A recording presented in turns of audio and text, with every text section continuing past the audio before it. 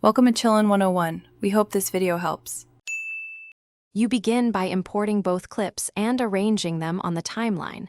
Place the background on track 1 and the green screen clip above it. Make sure your subject clip has consistent lighting and no green spill. This matters because color separation is easier and cleaner. Once done, tap the overlay clip to activate editing controls and confirm the project ratio matches your final export.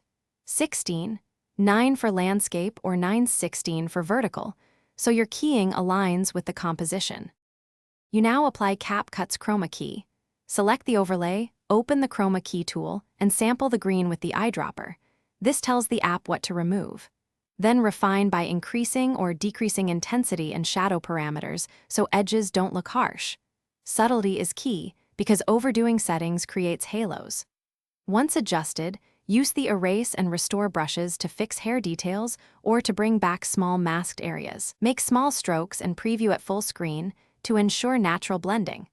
You finish by matching the subject to the background. Tweak exposure, white balance, and contrast so the layers read as one scene.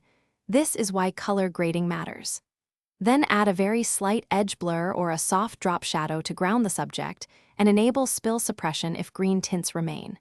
If you still see fringing or flicker, try reshooting with better lighting, tighten the mask, or reduce intensity. If nothing works, toggle Export Preview to confirm final artifact behavior before rendering. Thanks for watching. Consider subscribing if we helped you.